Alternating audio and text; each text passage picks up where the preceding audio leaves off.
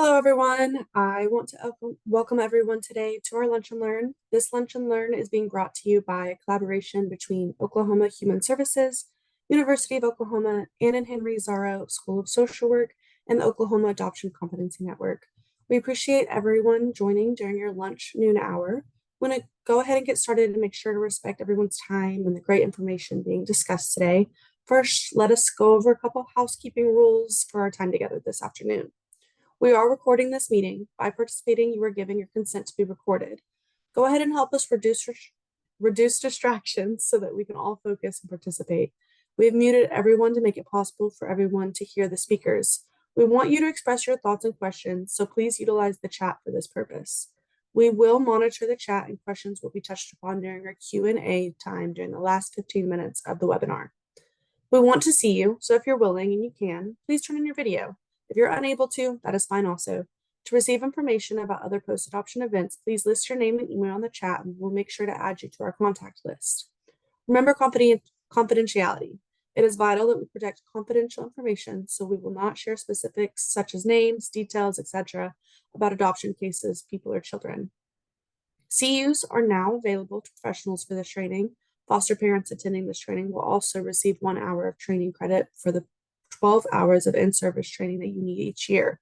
Please indicate in the chat if you would like to claim this CEU by posting your name and email. We will send you a certification of attendance and participation. Now I'm going to go ahead and hand everything off to Heather today, who is today's host. Good afternoon. Thank you all. This is my first time doing this type of event, so please bear with me if I end up having some issues. Can everyone see the PowerPoint? Is that a no? Is that a yes? No. No, we can't see that at the moment. Yeah. Okay. Well, it's sure. What about now? Yeah, we can. Okay. Perfect. So my name is Heather Cristiano. I am the program manager for school-based services for DHS. I am by no means a mental health expert or licensed counselor, so I will not be giving any kind of mental health advice. My experience is 21 years at DHS through child care licensing, adoptions and foster care, and school-based program, and my background is in child development and human development family science. I am also a mother of a teenage daughter, so I feel like that gives me some firsthand knowledge of some of the issues that arise for our youth today. And so I wanted to put together a quick overview of what some bullying behaviors look like through a trauma-informed lens. Please remember that many schools and communities have bullying prevention programs, and make sure that you reach out to your particular area to see what they have available for you. If you can't find help in your area, please reach out to your post-adoptions worker, or you can reach me. I have my contact information at the end, and we can try to find resources to help you with your youth and family.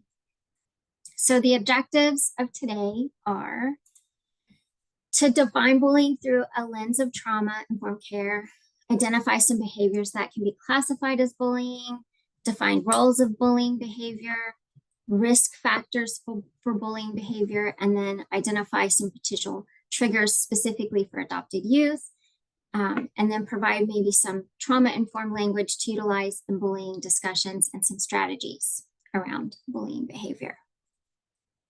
And at any time, please interject with a question or a comment or a question in the chat, whatever you're comfortable with. And I'm sure Caitlin's going to help me monitor that for anything. Okay, so what is bullying? Bullying is not just a conflict between children. It's intentional behavior that hurts, harms, or humiliates another person. It is typically repeated and targeted in its approach.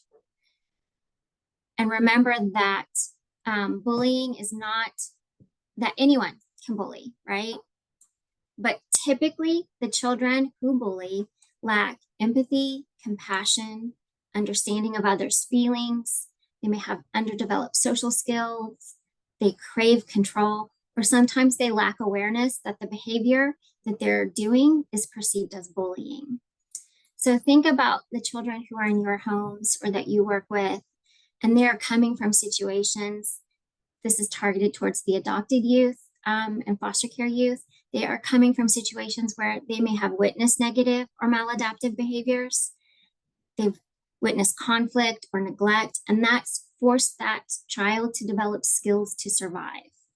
And once those skills are learned, it can be more challenging to change them because they become habit. So if we take a trauma-informed lens approach to honor that they develop those skills as a coping mechanism to survive, but now they're in a safe environment and they no longer need them, and you're there to help them learn more positive and success-oriented skills. So we need to honor that maladaptive behavior had a reason, but now we need to help them understand that we can help them change those behaviors into more positive, goal-oriented. So, oops, went too far. So I guess I did not. So I did a specific slide for what is bullying through an adoption competent lens. I did adoptions for about 6 years, and I was honored to be a part of those families' journeys in getting permanency and a forever home and connection to for their youth. But we need to remember that many adopted children have experienced trauma and loss. And the research shows us that adopted children are more likely to have issues at school due to many of those factors, such as that history of adversity. They may be acquiring a new language, or they might have difficulty trying to meet academic standards while undergoing a very intense emotional process, such as that recovery from adversity or navigating a new family dynamic.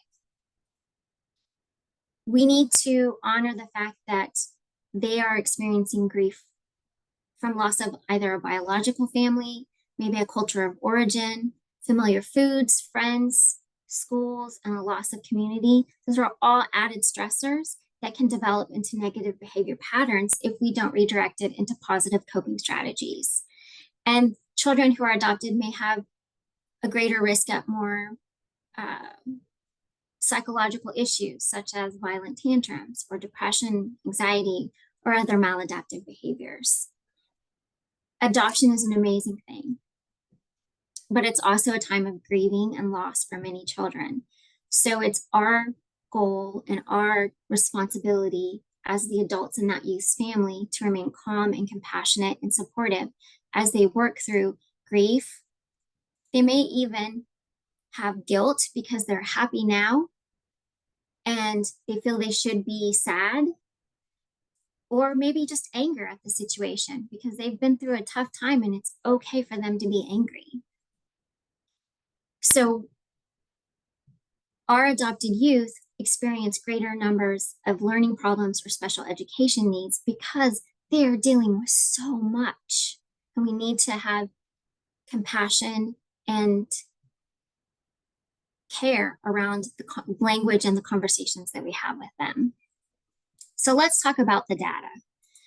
The CDC, you can go to cdc.gov, you can type in violence prevention, bullying, whatever you want, and you'll come up with some great resource materials. But the data unfortunately shows us that bullying is common. And some youth experience it more often than others. And specifically targeting the statistics, let me try to talk again. The statistics show that nearly 40% of youth who identify as lesbian, gay, or bisexual, and 33% of those who are unsure of their sexual identity are more likely to get bullied at school, either at school or electronically, than heterosexual students. Close to 30% of female high school students, as compared to 19% of males, were bullied at school or electronically. And believe it or not, nearly 29% of white high school students, as compared to 19% of Hispanic or 18% of Black students, are bullied. It is a frequent discipline problem, almost 14%. And this might be greatly underrated because it's underreported or unacknowledged. More than 14% of public schools report that bullying is a discipline problem that occurs daily or at least once a week. Bullying is highest in middle school. 28% of the reports come from middle schools, then high schools, then combined schools, and then primary schools. So remember that 1 in 5 high school students reported being bullied in the last year. And more than 1 in 6 students, high school students, report being cyberbullied in the last year. And we know that bullying can result in physical injury, social and emotional distress, self-harm, and even death. It also increases chances of depression, anxiety, sleep issues, lower academic achievement, and dropping out. Youth who bully are at an increased risk for substance misuse, academic problems, and experiencing violence later in adolescent or adulthood. Those who bully others and are bullied themselves suffer the most serious consequences and are at greater risk for mental health issues and behavior problems. So remember, you can't identify as one or the other. Sometimes it's a mixture of all different circumstances. So what are some typical behaviors that are associated with bullying? It's the direct behaviors that we talk about, the physical aggression, the aggressive communication, that taunting, threats, pushing, hitting, but it's also indirect behaviors that are not directly communicated to that targeted person, but still designed to hurt them, such as rumors or excluding from activities. Increasingly, the form of bullying experienced is relational bullying through electronic aggression. Social isolation can occur through spreading rumors, posting embarrassing images, disclosing someone's personal information in a public forum, assuming someone's identity in order to post on their behalf or send messages with the intent to cause harm, or sending messages to someone via a social media platform, text, or email. And we all know that social media has many positives, but it also can be deadly to youth. Unrealistic images, concepts, experiences that are marketed to our vulnerable population of youth are all part of social media. Using filters and AI and other apps are a way not only to market unhealthy ideas and images, but also substances that can harm a person. And as the mother of a teenage daughter, I can tell you it is overwhelmingly difficult to navigate that. Because when you are a teenager, that frontal lobe is not fully formed, and it's easy to get led down the path of this must be true because it's posted, or this is how they look, and we have to be that center for them, that grounding for them, to help them remember that those are edited images that take a little snapshot of someone's life in the best moments of their life, and that's not reality. Because it's hard for teenagers and youth to distinguish reality from fiction. The types of bullying are typically physical, verbal, relational, or electronic aggression, and can be a mixture of many of these together. So there are multiple roles in bullying behavior, and I'm trying very hard to make sure that when we have conversations about bullying behavior, that we are, while we have to use some defining words, that we should really remember it's important to try to avoid labeling words. So instead of saying bullies, we should say child who bullied. Because when we use those labeling words, we can give the message that the child can't change that behavior. And it fails to recognize that there might be multiple roles that a child might play in any given situation. and disregards other factors that might contribute to the behavior, such as peer influence or school culture. So I'm trying very hard to help us understand that those are behaviors and not the person. The roles in bullying behavior tend to be, there's the child who bullies, but there's also the child who assists in that bullying. They might not be the direct behavior, but they might fuel the fire by having those conversations or egging that person on. And there's also the child who reinforces that behavior by saying, you're in the right, and they don't know what they're talking about, and they shouldn't have done that, right? So they're not directly doing the behavior, but they're all helping add fuel to that fire. There's also a few other roles that are not the aggressor type behaviors. So the outsider, and that's the crowd that watches it but doesn't intervene. And there's also those kids that will defend, right? They step in and try to defend the youth that is targeted. And then there's the child who is targeted by the bullying behaviors.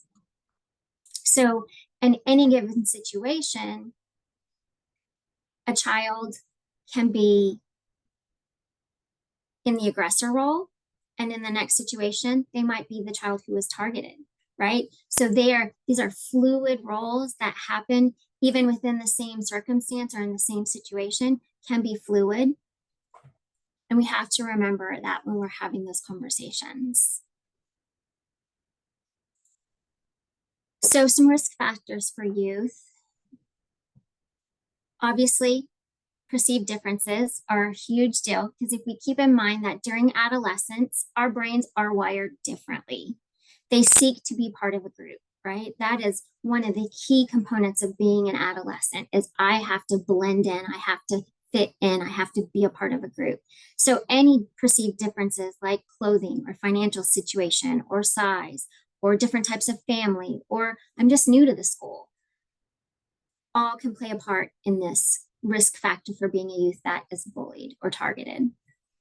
Low self-esteem, anxiety, depression, difficulty in getting along with others, being perceived as annoying or agatonistic, being perceived as weak, or either is not able to or does not defend themselves, or if they have few friends, right? We have to remember that those, like I said, those frontal lobes are not fully formed, and that can lead youth to mislabel or not fully understand emotions and experiences. I did a training several years ago about the adolescent brain, and it was really remarkable because they did a sort of study. They showed a study that they showed, especially teen boys, the different pictures of facial expressions of emotions, and overwhelmingly, the teen boys identified that as anger or aggression, and it could have been surprise, it could have been disappointment, but they are not really able to see all the nuanced differences in facial expressions or body language or emotions sometimes, because their brains just aren't quite there yet, right? So they also don't have that long-term consequential thinking. So they are living in the moment, and they can't think that what I'm doing right now might have lifelong implications for later in life. That's for us. Frontal lobes are not fully developed until, I say, at least 25, right? And sometimes later, depending on if there's been trauma, and most of our youth have trauma. There's also growth in the cerebellum, which is why their body can be awkward, and that can add to that risk factor of being different. They have a different circadian rhythm than children and adults.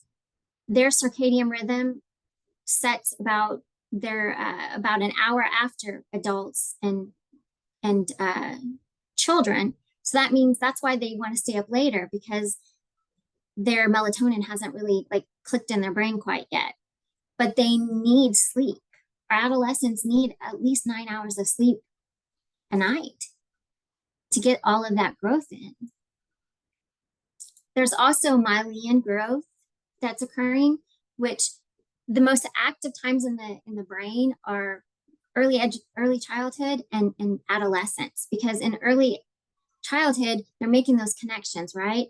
But in adolescence, those things that they do repeatedly, those, let's say they're in sports, so they're in baseball, those skills, those connections that they need to have those skills become stronger and quicker because they do it all the time, repeatedly.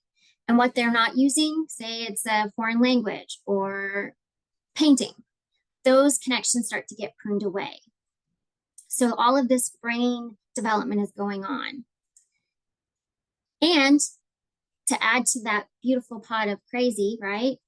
They have this belief that's called the imaginary audience. And that belief is that you are always being watched and judged. And let's be really frank, with social media today, that's kind of true. It's a lot harder than when I was a youth and we didn't have that, because you might have a really embarrassing situation and it's over because only a few people remember and only a few people saw it. But now all of their missteps and their successes are on social media for all to see all the time. They're also dealing with that big question of, who am I? Right? They're trying to figure out, who are they in relation to their gender, their role, what they want to be in their life, what's their role in the family. And then we add in our adopted youth and our foster youth. And that's an even bigger question for them, because they have to figure out new family dynamics and new family culture. And all of these brain changes really heighten that human belief that we all kind of carry, and that's a fallacy, which is, I can control how others see me. That's really important for a lot of people. And we have to be okay with the fact that we don't get to control how others see us. That is not within our sphere of influence, and help our youth understand that we can put our best foot forward and we can be true and authentic to ourselves, but we can't control how someone else acts, believes, or what they say, right? And that, I know a lot of adults that struggle with that too. If that weren't enough for our poor youth, moral development is also occurring, right? And they tend to be in that sort of level 2, which is conventional moral development, which simply put is right and wrong depends on public opinion, right? They want to be a part of that group. So my version of right and wrong depends on what my group decides is right and wrong. And eventually, as they grow and mature, that shifts into right and wrong depends on what is actually best for society. And it's less about influence.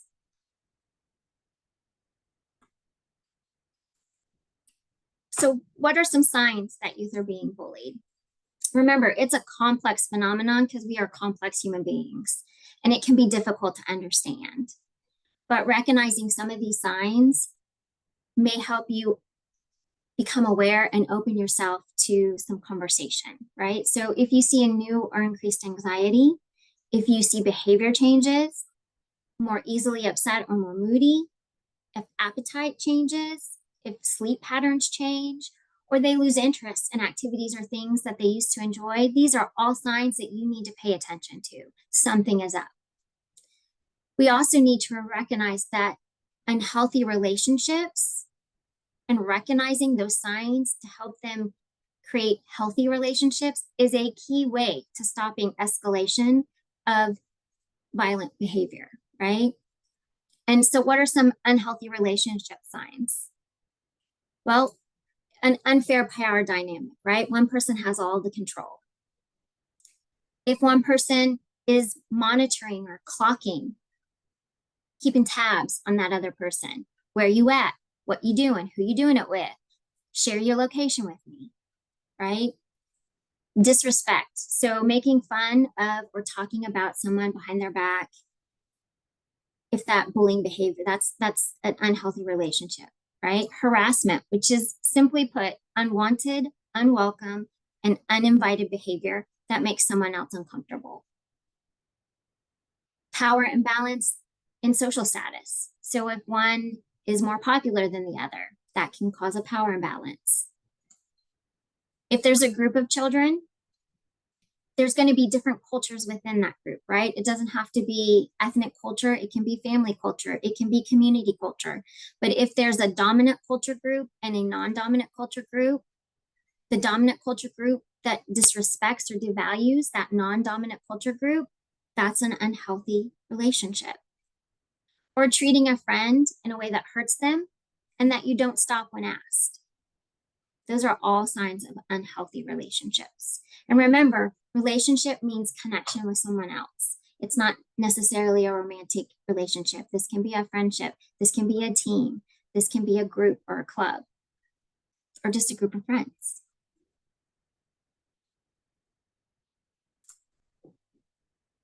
So how do we prevent bullying? Well, we don't prevent it, but we can definitely put some measures in place to help our youth not necessarily be the targets of bullying or have a more positive adaptation to it, right? So one of the best ways to prevent an adopted child from being a target is making sure your child is comfortable with their situation before someone else can make them uncomfortable. Have those conversations about the adoption and their place in the family and help them feel comfortable and confident in where they're at. Help your child by instilling pride. It can be racial pride, cultural pride, self-pride, whatever it is, if especially in a mixed race family, helping them understand. In our family, I am Native American and Caucasian. So helping my child understand her Native American culture along with her Caucasian culture is really important for us to have a self-identity and to be proud of our identity, right? And offer that support. Talk to your child about how to handle those who bully. And don't let them deal with this situation by themselves. Deflate the power of that bully by practicing open, honest conversation and cyber safety. If you are open with your child about that topic, you're going to show your child that you are a safe person to talk to about anything and that you are truly interested in them and what happened in their day. Make sure you're not minimizing their concerns and that you're taking them seriously. That will help them feel confident that together you can work on any issue that arises. Encourage friendships with other youth to combat feelings of isolation and give them a support system at school or in the community when you're not around. Establish a routine. This helps that youth feel more safe and secure and allows you the ability to monitor more closely to see if anything is out of the ordinary. And one of the biggest things is model how to treat others. Remember, children are always watching. How you treat others, how you navigate life's aggravations, and how you self-regulate teaches your children how to navigate their world. In the battle between what I say and what I do always wins. Always. So I've said, how do you talk to your youth? How do you talk to your youth, right? Remember to be calm, non-judgmental, and open with your conversation. Talk with your youth, not to them. Use words they can understand. Tell them the empathy of it all, right? When you do that, that can make others feel sad. And then talk about behaviors they could use instead of bullying. Do an objective assessment. Listen more than talk. Ask your youth questions.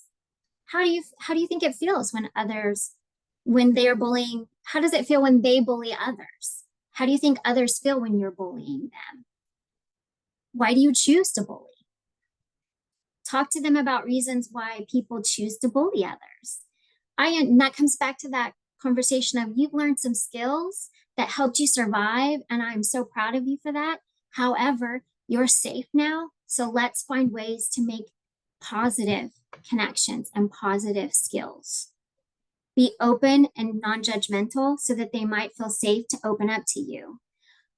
We use positive and negative a lot, and yes, there is a judgmental connotation to them. So you can change that language to safe choices, right? Or choices that would help.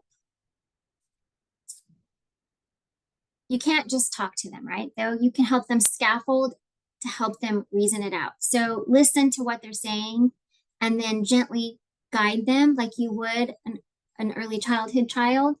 Guide them through those skill building and acknowledge when they've accomplished something. Wow, you must be so proud of yourself because this time you chose to say this instead of that, right? Help them have a sense of self-pride. It's great that we're proud of them, but that's an external reward, and we really need to make an intrinsic motivation. So help them feel pride when they make safe choices that are beneficial to others. But also write it out. Create a list of positive behaviors that they could practice that could replace those negative behaviors. When you're upset, right now, you yell and scream. I understand you're frustrated and you're angry. So let's come up with some things that you could do to show you're frustrated or to get that aggression out before we have that conversation. So when you're feeling frustrated, and that for youngers, that might be helping them, or even some olders, it might be helping them recognize what those signs are in their body. My hands clench, my jaw clenches, my stomach tightens up, or I feel sick, like my blood pressure spiking, my heart races. That's all signs that I have high emotion, right? When I'm feeling that high emotion, what are some things that I can do? Practice breathing techniques. Get them a meditation or a mindfulness exercise to do. Go on a walk outside with them because believe it or not, nature is a great equalizer of behaviors and of emotions. And make that list. When you're feeling this way, you can do these things and have that available for them. So, because when we're in the moment, it's hard. It's hard to remember those positive skill building techniques. Another thing that not a lot of people are comfortable with, role play. I know it feels awkward. It feels uncomfortable sometimes, but write a script and practice with them on how to deal with different situations. Because remember, those times of stress, we default to habits we know, not new learning. So if you practice these skills when they're calm and it's not an emotional time, it starts to become a habit. You can practice, you can do a role play with another trusted adult and then ask them, like, how did you feel when we did this? What do you think worked well in that? And then work through those feelings with them and then have that youth play some of those positive behavior roles with you. Practice does make perfect sometimes. And above all, remember, backsliding is a part of learning. So if you've done all of this work and then it's going smoothly, but then one time there's a little bump in the road and they revert back to a more maladaptive behavior, say, it's okay. I get it. This was a tough time. Let's problem solve and think about, let's look at how well you've done so far and let's problem solve new ways that we can do it or reinforce those ways that we've already practiced.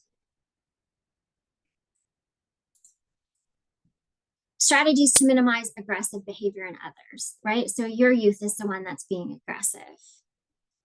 There are some resources available on a state level. That's the Oklahoma Department of Mental Health. If you type in school-based prevention services, when you go to their website, they have a great website with some prevention tips and techniques. The Oklahoma State Department of Education website, put in bullying prevention. They have some great resources for parents and schools that can start conversations. There's also national resources. I told you about the CDC. There's also pacer.org that does a lot of skill building and you can type in bullying, and they have a parent section and a mental health section that helps your child and gives you some tips. I do have some handouts that I can share with Sarah, and she can get out to whomever on some specific resources that way as well. So remember, you're strengthening your youth skills. Being engaged and warm, you're starting as early as possible. As soon as you see aggressive behavior, address it. Social emotional learning is imperative to enhancing interpersonal and emotional skills. We are not born with emotional intelligence. We have to teach it. We have to model it. And then improving that self-awareness, understanding in social situations, avoiding risky behaviors. Youth, adolescents especially, are a novelty experience seeking, right? That's what, but they also don't have that frontal lobe that helps them understand those long-term consequences. Hence the risky behaviors, like I'm gonna decide to skateboard down this really long thing because it seems really cool, and that gives me an adrenaline rush, because in our adolescent brains, our dopamine goes really low, and they need those novel experiences to get that dopamine back up in their brains. And giving them a capacity to resolve conflict without violence, so teaching those skills. It's really important to keep your youth connected to something and someone, right? Mentoring programs, after school programs, church, support groups, encouraging children to get involved in clubs or activities, sports, arts, Girl Scouts, whatever it is, like get them involved. And then create those protective environments and interventions. It's not enough to have these conversations with your youth.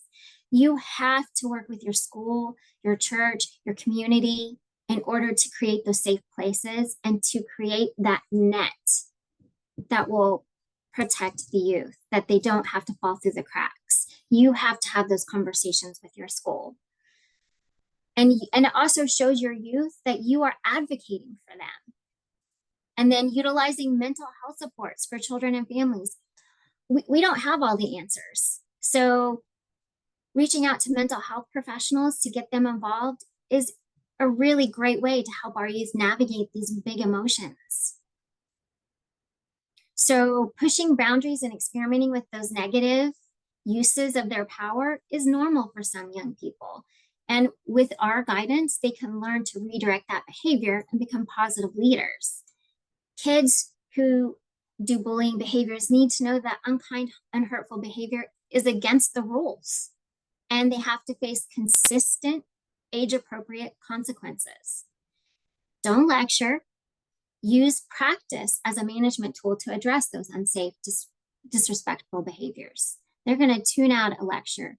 But if you practice these skill-building techniques and you bring those out in those times of backsliding, that goes a lot further. And then look for the reasons underneath why your child's bullying behavior is there, and practice those skills that can help them deal with those issues in a safer way.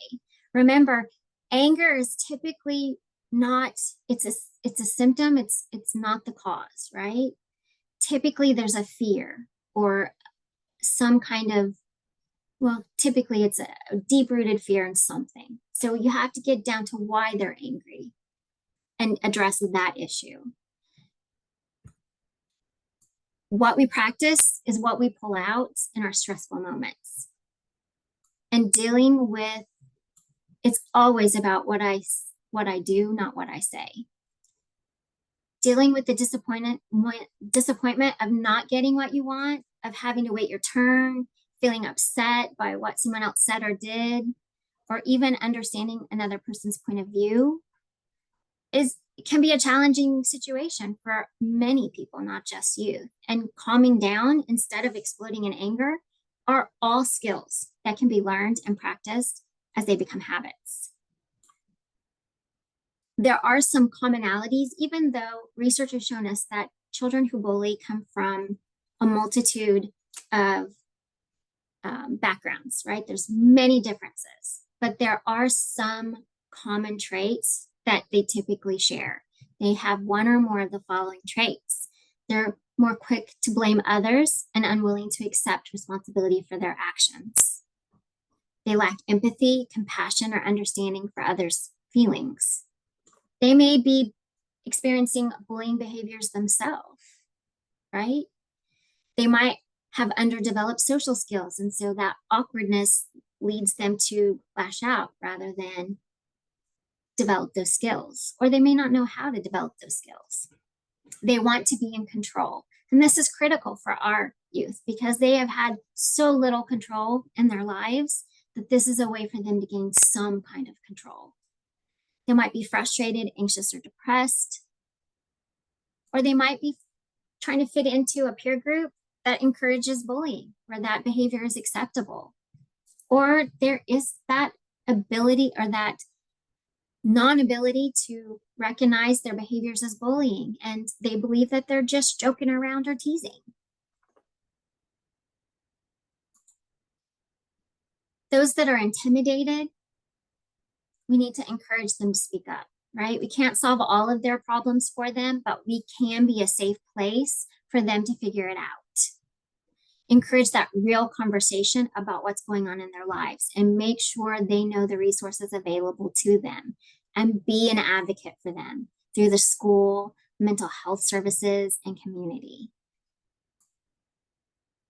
Talk with them about how to handle bullies. Don't wait for an incident to occur, and know that your teen or adolescent or child may not always share what's happening, right? They might be embarrassed or be unsure how you're going to react to what they have to say. So be aware of those behavioral signs like withdrawal, irritability, insomnia, all those things we talked about. Encourage those connections. Get them involved and connected to something. And be a safe place. Be and help them build connections to safe adults who can help them in stressful times. You can't be all to places and all the time. So have safe adults in all of their situations for them to go to. There is an adoption expert. Her name is Lois Molina, and she lists 4 questions that parents should ask their children when they're involved with bullying. What happened? How did that make you feel? What did you say or do when that happened? And then if something like this happens again, do you think you will deal with it in the same way? Those are all ways to help scaffold that learning for them to problem solve these difficult situations. Arm your children with a repertoire of responses. If somebody says something hurtful to you, you can say, "Please don't talk to me that way again. You shouldn't say that to me or anyone else. What you say really offends me." Those are all appropriate ways to say no thank you, right? Deflate a bully's power. You can talk about the fact that some people have so little self-worth that the only way they can feel good about themselves is when they are belittling others. It doesn't excuse that behavior, but it deflates that emotional impact that their remarks can have. When somebody says something to you, it's not necessarily about you, it's about them. There's an example of a 13-year-old whose name was Mike, and he was teased about being adopted. And because he had the support and was able to learn from some classmates that his bully, and I say that in quotes, was the youngest of 3 brothers who he himself got picked on a lot at home, helped Mike shift his thinking and dismiss the hurtful comments that the bully was saying to him, because he saw that he was reacting in a way that he saw at home, but also out of his own frustration of being the target at home. So take the emotional impact away by having those conversations. And never forget, bullying behavior, our intimidated youth, are vulnerable, and 988 is available 24/7 to help anyone who's experiencing a mental health crisis.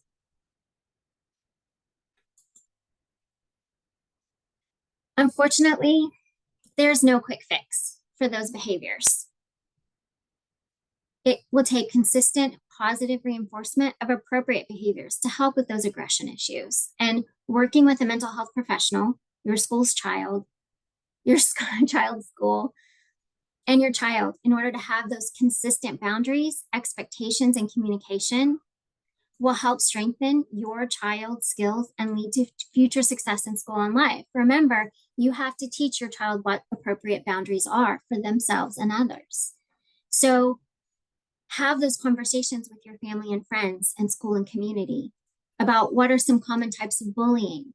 What are some of the signs you can watch for that signal your child's being bullied? What can you do if you suspect your child is bullying another child? Remember, modeling those skills, connection to friends, open, honest conversation, and community are the foundations for eliminating negative behaviors. And with that, I thank you for listening to me, and I hope you found something out of it that you can take with you, and you can reach me at Heather Cristiano at okdhs.org, or you can reach out to your post-adoption specialist, and they can find me as well. And with that, I can open it if there are any questions or if Caitlin has any last minute things. We'll go ahead and use this time for anyone that has any questions for Miss Heather, and then after that we can wrap up. Yes, you will get certificates if you've put your email in and asked for one. We'll send those out. So if you haven't done that, go ahead and do that.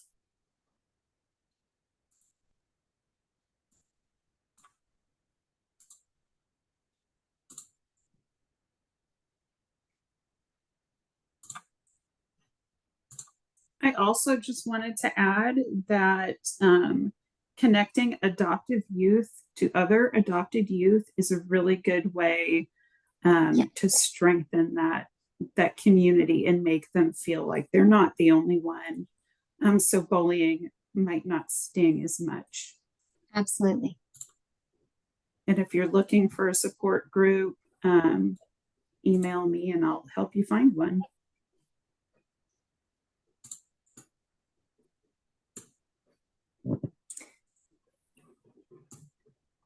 All right, I think that's it. Well, we want to thank everyone for joining us today. In the chat, you'll find a QR code that will take you to the adoption competency page of okfosters.org. There you'll find resources and links to our next events that are wrapped around and supporting adoptive families. If you're needing a training certificate, let us know and we'll email one to you shortly. And then also go ahead and complete the survey at the link below to provide feedback over the session. Thank you guys so much. Thank you, Miss Heather. Thank you.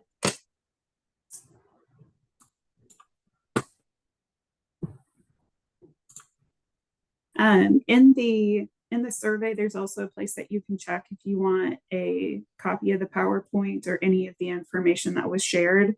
So if you want that, make sure that you click on that option. Thank you, Heather. Thank you, everybody, for attending.